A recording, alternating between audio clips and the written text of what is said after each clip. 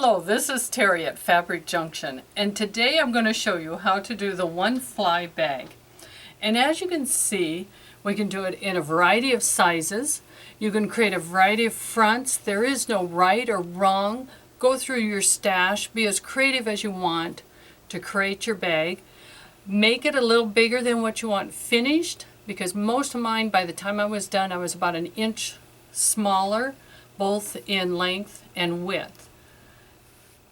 So we have a variety of colors, a variety of sizes, and today I'm going to work with, what I'm working with it is 5 inches by 10.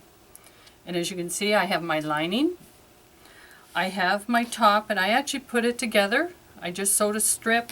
I did do a little top stitching there to hold those two pieces together. You can, you don't have to, that's all up to you on that part.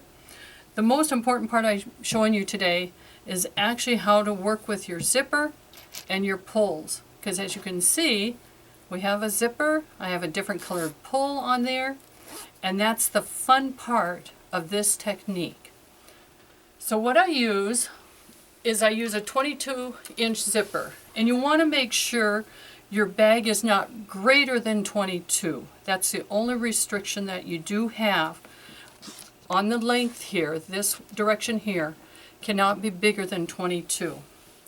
And what we do is we cut our zipper apart. Now, oops, there's my scissors. We need to take the stopper off the top. And before I get too carried away, once I cut those off, I put a little X on the front side, or a mark of some kind, something that you can recognize that that's the front of the zipper.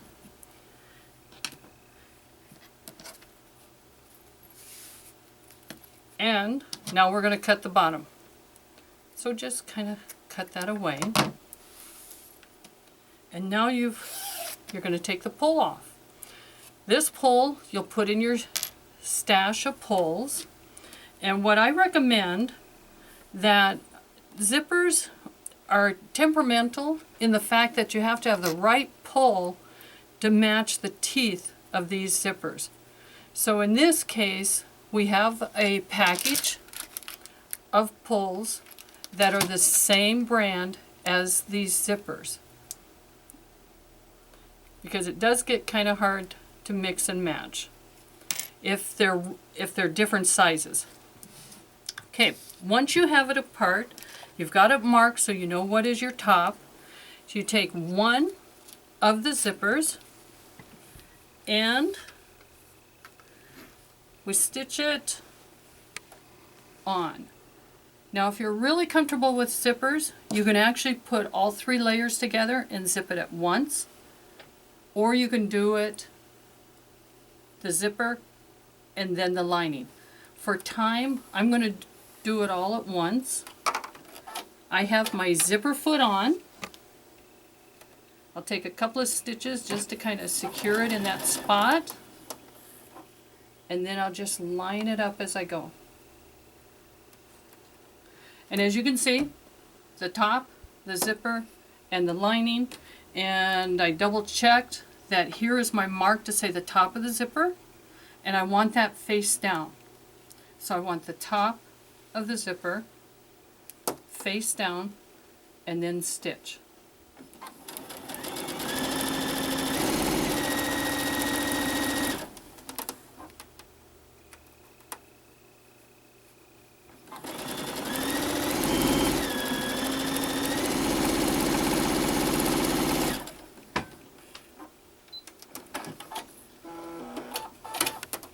And you can cut your zipper to length first or last. I generally cut last. I cut it away. Now I'm going to save that because you can see my other one I saved. I can put that on another bag. So now I need to press so that my zipper and my lining kind of want to lay down where I want them to lay. So I press my top first, and now I can pull the lining down. Now if you would like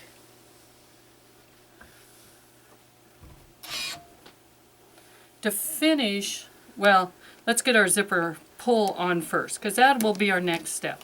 So this is our top. What I need to do on this end is trim some of the teeth away. So for about a 1/2 inch, I want to trim away the teeth. Grab a pull that I want to use, and I slide it in on the opposite side that I trimmed. And hopefully it slides right in. Come on, there we go. I pull it up about that 1/2 inch. I take the other side, and where I trimmed it, slides in. I have something to hang on to, and it zips shut. Now I want to finish, but I need to leave this open because of the method I'm going to use. Okay, if you want, you could stitch it, serge it, zigzag it to finish it, turn it. Nothing wrong with that. I am actually going to sew mine separate. Now the key to sewing is, remember we went in about a 1/2 inch, and as you can see, mine line up. They're not going to line up because that's not where the zipper is. That's the reason I said you'll lose some of your bag. But we take that into account when we make it. So whichever side is the longer, I place that on the bottom. I line up my zipper, and I make sure that into the zipper right here, my stitching has to go wider than that. So sometimes when I do this, I bet you I have about a inch seam allowance. But like I said, the bags are very, very forgiving. And when you make them a little bit bigger than what you really want finished, you can take all of those things into account. So now we're going to, and I check to make sure my pull's out of the way. I can feel it over here, but I got to have that open.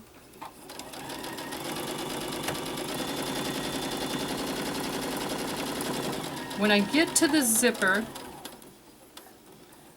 I do back stitch because I want that section very secure. Come on, couple, okay. Just enough there. And I straight to the bottom.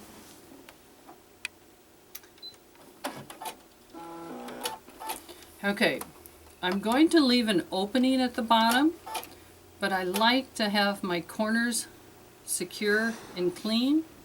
So about a 1/4 inch, I go forward, I get past the corner, I go back just a couple of stitches, cut, I go to the next side, and again, I go forward, back stitch, and forward, come on, almost to the end, back stitch just a little, and forward. Okay, that's my opening, so I can turn this. I need to go to the other side and close this one. And now I'm using like a 1/4 inch, sometimes a 1/2 inch.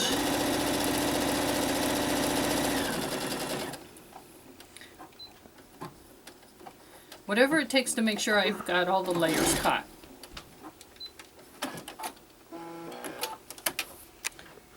So I double check that I have everything caught.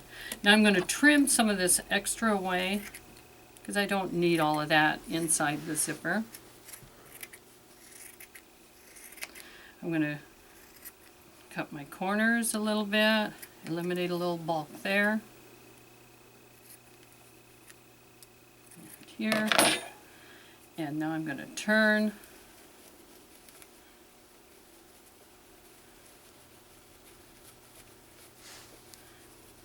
And now you see why we need that little hole, because we need it to get our right side to come out.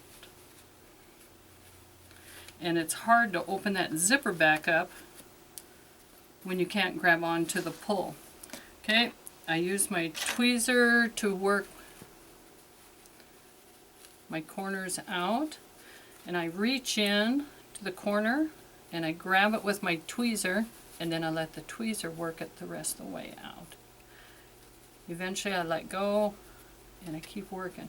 So the key here is just to keep working all your corners out. Get that one, there it is. Yep. I figured out this size will make a cute little coin purse, or maybe a purse to give to a little girl. Now my corners are going to go back the other way, but to finish off, and since no one's going to really see my finish, I could hand stitch it shut. If it was something I was doing to sell or whatever, I'd probably hand stitch it. But since I'm not, I folded my raw edge under, and I'm just going to stitch close to the edge on that. And I start back a little ways, forward, I back stitch just a smidgen, and then I sew close to that edge, forward, back, come on back, there we go, forward, cut. So I have it closed up. Get rid of the strings. Always have plenty of strings. Get rid of the strings. Tuck it inside. Work it out in the corners. Lift up my corner. Now my bag is done. If you would like to add a little tie to your zipper, you sure can. What I used on this one, on the other one, I hadn't done anything with these yet because I'm thinking about putting ribbon. You can put ribbon, you can put rat tail, you can put whatever you think you would like to put on there as a tie. If you want to make one like this, what I did is I pressed it a third. I folded over a third. Then I took it and pressed it down. And like I said, this is a 1 inch, about 5 inches long. Press, fold it in half, stitch it, slip it in, a little secure, and you have it. So that's how I make my one fly bag. I hope you enjoyed watching today. Do check out all of our wonderful line of zippers and our zipper pulls. So thank you for watching us here at junctionfabric.com.